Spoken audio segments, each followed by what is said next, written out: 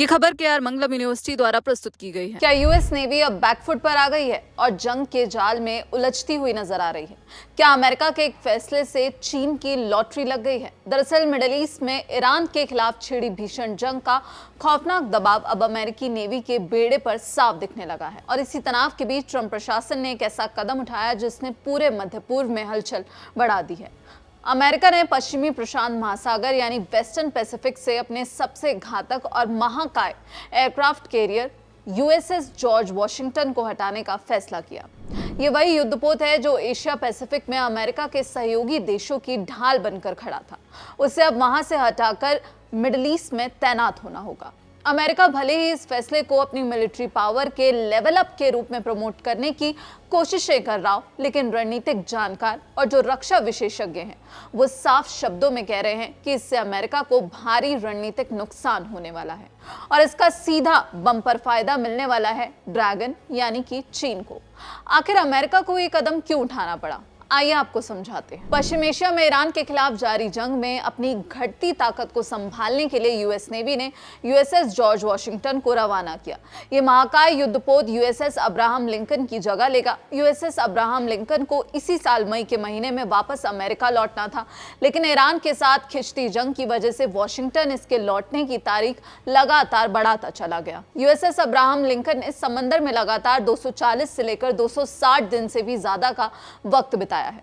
ये इस विशाल युद्धपोत के इतिहास का एक नया और दर्दनाक रिकॉर्ड बन चुका है। अलग अलग जो रिपोर्ट्स हैं उनके मुताबिक ये युद्धपोत लगातार 266 दिनों की तैनाती के बाद वापस लौटने की उम्मीद में है, लेकिन 8 से 9 महीनों में बिना किसी ब्रेक के 24 घंटे ड्यूटी कर रहे लगभग 5000 अमेरिकी सैनिकों और मरीन जवानों की मानसिक हालत बिगड़ने लगी है। महीनों से घर से दूर युद्ध के खौफ में जी रहे सैनिकों में जो डिप्रेशन है और जो फ्रस्ट्रेशन है उसका स्तर इस कदर बढ़ गया है कि अब अमेरिकी संसद यानी कि कैपिटल हिल तक में हंगामा मचता हुआ नजर आ रहा है। अमेरिकी डेमोक्रेटिक पार्टी के सांसदों ने सीधे सवाल खड़े किए हैं। उन्होंने यूएसएस लिंकन पर खराब होती स्थितियों, सैनिकों की दिमागी सेहत और वेलफेयर को लेकर उच्च स्तरीय जांच और पारदर्शिता की मांग की है। बात सिर्फ दिमागी तनाव की नहीं है, बात संसाधनों के अकाल की भी है। लगातार महीनों तक बिना पोर्ट कॉल के समंदर में रहने के कारण जहाजों पर खानपान, रोजमर्रा के जरूरी सामान, स्पेयर पार्ट्स और सबसे बढ़कर घातक हथियारों का संकट गहराने लगा है। अमेरिकी नौसैनिकों के राशन तक में कटौती की खबरें सामने आने लगी हैं। सोचिए, जिस युद्धपोत को महीनों पहले लौट जाना चाहिए था उसे अमेरिका मजबूरी में रोक कर बैठा रहा, और जब पानी सिर से ऊपर चला गया तो उसे वेस्टर्न पैसिफिक से अपने दूसरे सबसे बड़े एयरक्राफ्ट कैरियर को हटाकर वहां भेजना पड़ा। अमेरिकी अधिकारी भले ही कैमरे के सामने आकर ये दावा कर रहे हों कि ये खालीपन बहुत कम समय के लिए होगा और जल्द ही किसी दूसरे युद्धपोत को पैसिफिक में तैनात कर दिया जाएगा, लेकिन जो दुनिया के टॉप मिलिट्री एनालिस्ट हैं वो इसे अमेरिका की ऐतिहासिक लाचारी और मजबूरी मान रहे हैं। अमेरिका के इस कदम पर centre for strategic and international studies CSIS के साउथ ईस्ट एशिया प्रोग्राम के डायरेक्टर हैं ग्रेग पॉलिंग। उन्होंने न्यूज एजेंसी AP से बातचीत करते हुए एक बड़ा बयान दिया। ग्रेग पॉलिंग का कहना है कि अमेरिका की आधिकारिक नीति ये दावा करती है कि वेस्टर्न हेमिस्फेयर के बाद प्रशांत महासागर यानी कि पैसिफिक ओशियन उसके लिए सबसे अहम और प्राथमिक रणनीतिक क्षेत्र है, लेकिन हकीकत में जो हो रहा है वो इस नीति का ठीक उल्टा है। अमेरिका लंबे समय से पश्चिम एशिया से अपना सैन्य दखल कम करने की बातें करता आया था, लेकिन आज हकीकत ये है कि वो पश्चिम एशिया के दलदल में पूरी तरह उलझ कर रह गया है। ग्रेग पॉलिंग आगे चेतावनी देते हैं कि राष्ट्रपति डोनाल्ड ट्रंप के इस फैसले से एशिया पैसिफिक में मौजूद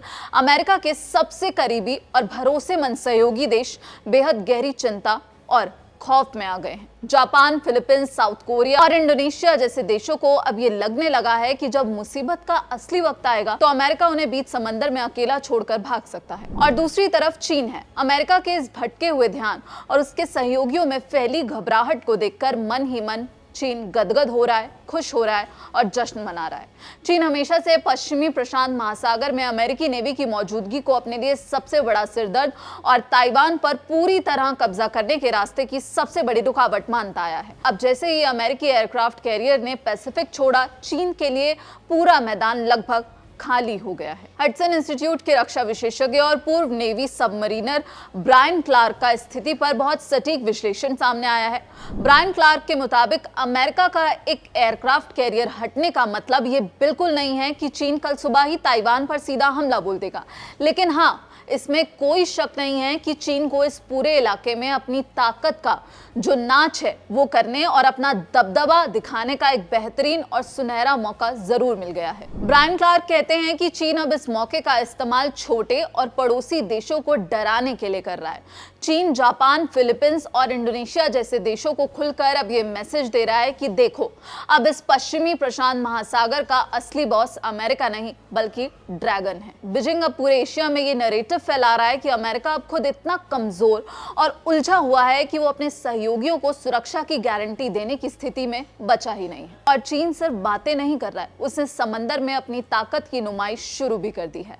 हाल ही के दिनों की घटनाओं पर अगर हम नजर डालते हैं तो देखते हैं कि इंडोनेशिया के साथ नेवी ड्रिल, चीन ने इंडोनेशिया के पास अपनी नौसेना के साथ बड़े पैमाने पर अभ्यास किया। स्कारबोरो शोल पर युद्धाभ्यास, चीन ने साउथ चाइना सी के बेहद विवादित स्कारबोरो शोल के पास अपनी मिलिट्री प्रेजेंस बढ़ाते हुए आक्रामक अभ्यास किया।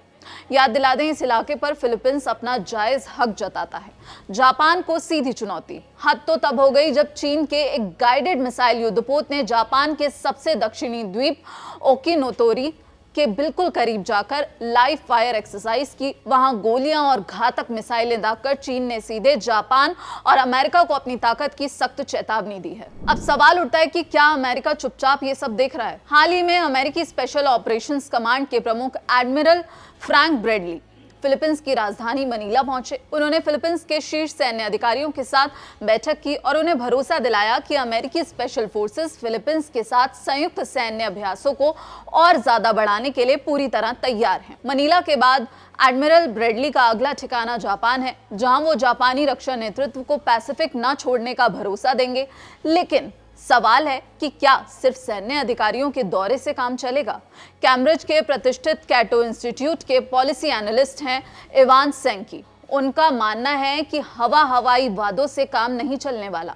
इवान सेंकी के मुताबिक अगर हम बात करें तो उन्होंने कहा, समंदर में तैरते अमेरिकी एयरक्राफ्ट कैरियर सिर्फ लोहे के बड़े जहाज या हथियार नहीं होते, वो अमेरिका की सुपर पावर होने की पहचान होते हैं और सहयोगियों को एक बहुत बड़ा मेंटल सपोर्ट और सुरक्षा का एहसास देते हैं।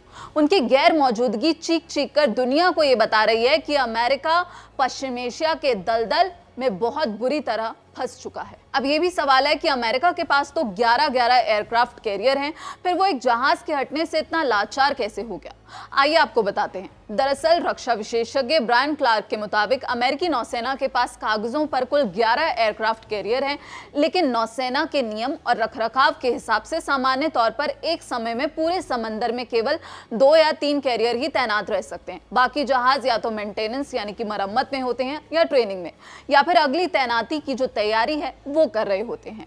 लेकिन जो अब स्थिति है वो इतनी बिगड़ चुकी है कि अगर यूएस नेवी सैन डिएगो से यूएसएस थियोडर रूजवेल्ट को भी मिडिल ईस्ट की तरफ रवाना कर देती है तो इतिहास में पहली बार अमेरिका के 4 बड़े एयरक्राफ्ट कैरियर एक साथ युद्ध के मोर्चे पर तैनात हो जाएंगे।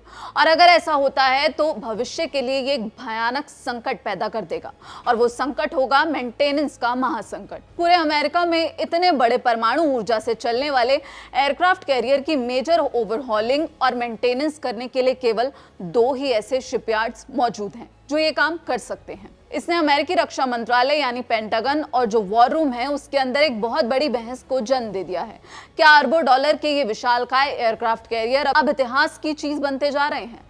सस्ते ड्रोन, लंबी दूरी की सटीक मिसाइलों और हाइपरसोनिक एंटीशिप हथियारों के इस आधुनिक दौर में क्या ये विशालकाय एयरक्राफ्ट कैरियर सुरक्षित हैं? Quincy institute for responsible statecraft के ईस्ट एशिया प्रोग्राम के senior research fellow Michael Swaine कहते हैं, चीन जैसी तकनीकी रूप से बेहद सक्षम और ताकतवर विरोधी के सामने ये विशालकाय एयरक्राफ्ट कैरियर अब बहुत आसानी से मिसाइलों या फिर ड्रोन्स झुंडों का शिकार बन सकते हैं। इतने महंगे प्लेटफॉर्म को खतरे में डालने के बजाय अमेरिका को अब छोटी पनडुब्बियों, छोटे युद्धपोतों और मानव रहित ड्रोन्स पर भरोसा करना चाहिए। तो कुल मिलाकर डोनाल्ड ट्रंप अब इस युद्ध में फंसते हुए नजर आ रहे हैं। जिस एशिया पैसिफिक और वेस्टर्न पैसिफिक को अमेरिका अपनी सबसे बड़ी रणनीतिक प्राथमिकता बताता है, आज वही इलाका बिना किसी अमेरिकी एयरक्राफ्ट कैरियर के अकेला है।